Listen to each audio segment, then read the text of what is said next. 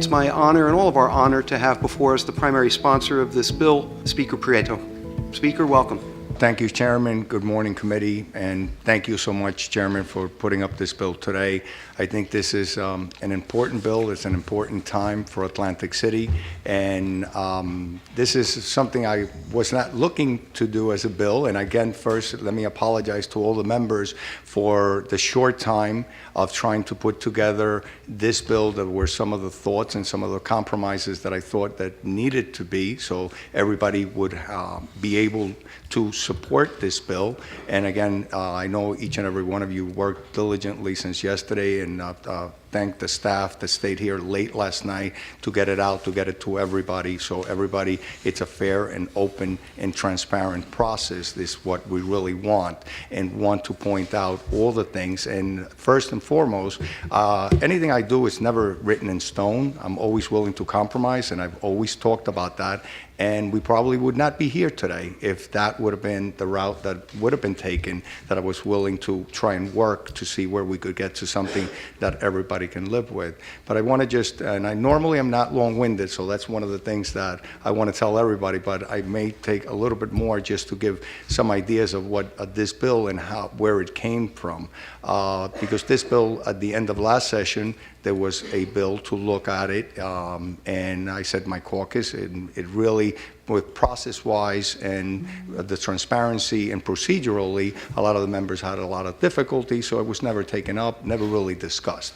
So coming to this session, the same bill was sort of put in. I had issues with it from the beginning. The administration from Atlantic City was expressing some frustrations that they had not had input.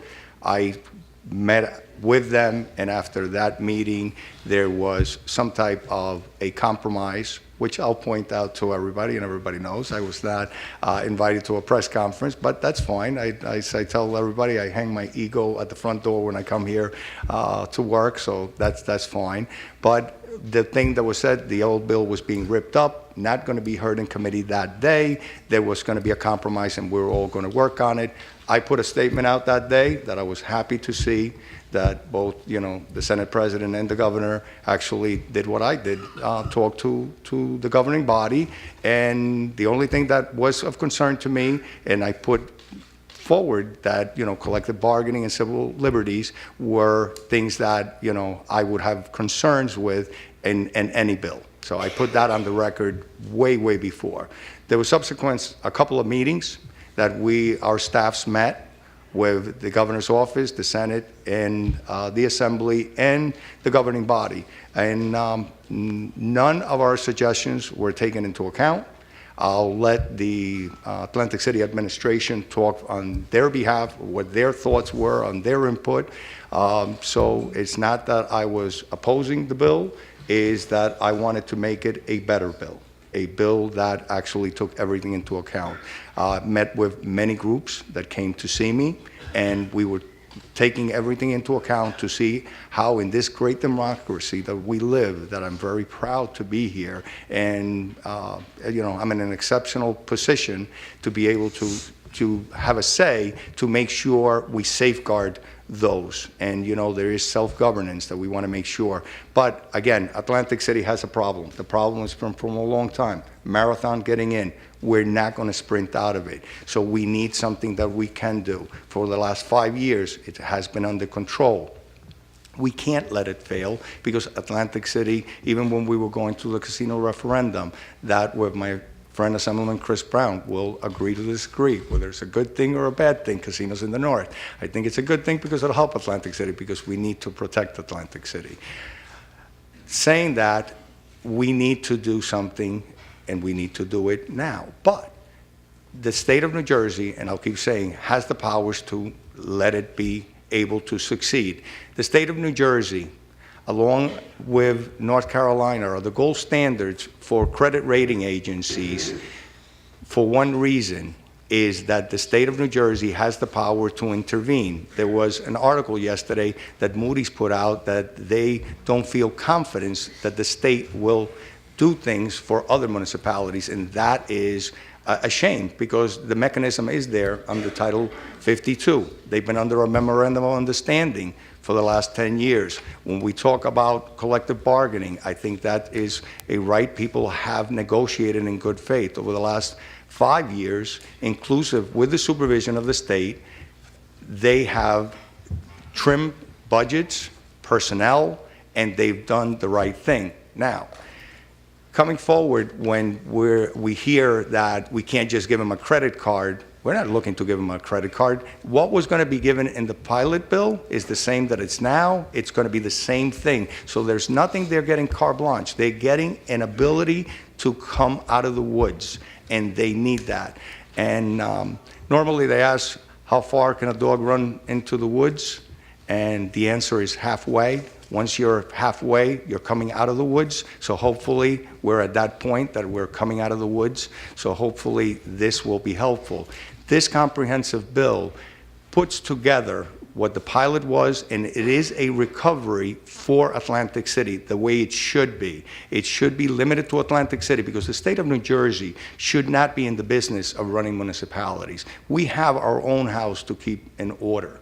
And as you have seen, we've had a lot of problems over the years, you know, where our pension payments, with many other things that we are not being able to do. Economy has a lot to do with, but the right thing has not been done. You know, we need to get school aid to schools, all these things. But I don't want to get off the bill.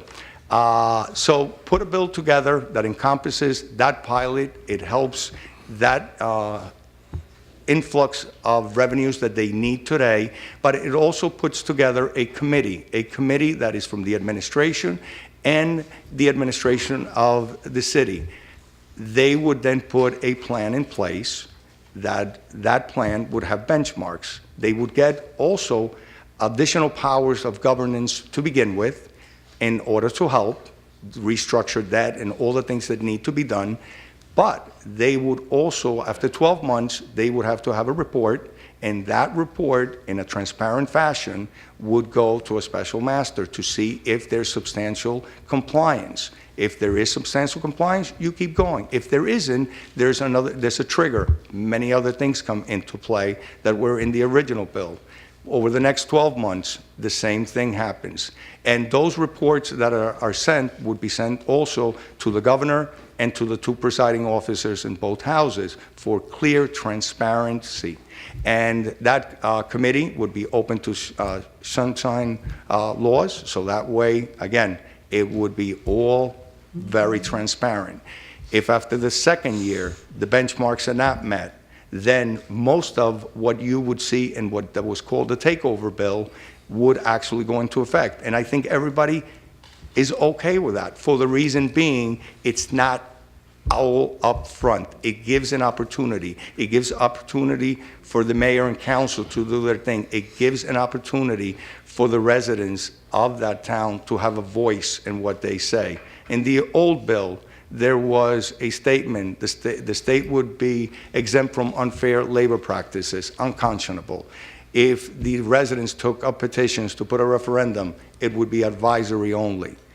That is not democracy. So I think this is a comprehensive bill. Again, I apologize for getting it to you, in such short time, and I know a lot of you already have gone through it. I think it's a good bill. It's a work in progress.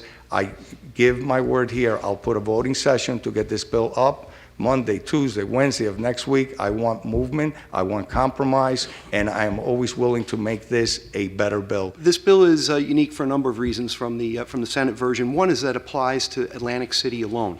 The bill says Atlantic City, so this does not have an application to any other city in the state of New Jersey, but for that particular entity. Secondly, as it relates to the pilot, although it's pretty similar to the pilot that's already been passed out of the Senate, it has a very important exception that's removed from this bill, and that is, in that pilot bill, it stated that if there were any North Jersey casinos, then any of the 8 casinos in Atlantic City could then opt out of the pilot. Obviously, that would be in opposite to what stability is supposed to be as it relates to a long-term funding source, or at least for the next 10 years, vis-a-vis what that pilot creates. The pilot itself obviously is paid through the 8 casinos. The sum is at $120 million, and that's based upon revenues between $2.3 billion and $2.6 billion.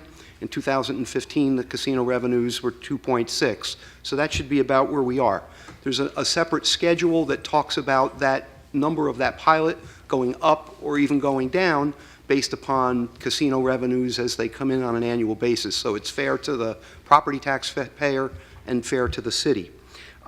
There's been a compromise that the county will get 13%, 13.5% of the pilot. Frankly, a percentage point or two more than the other bill called for to deal with the challenges that that entity has on an ongoing basis. And 10 years down the line, there's a blue ribbon commission that will be put together that will look at the pilot to determine what the future will be beyond that. The real critical part of the Speaker's bill, of course, is the Atlantic City Planning Commission. And it's critical because it really is as compromising as you can be.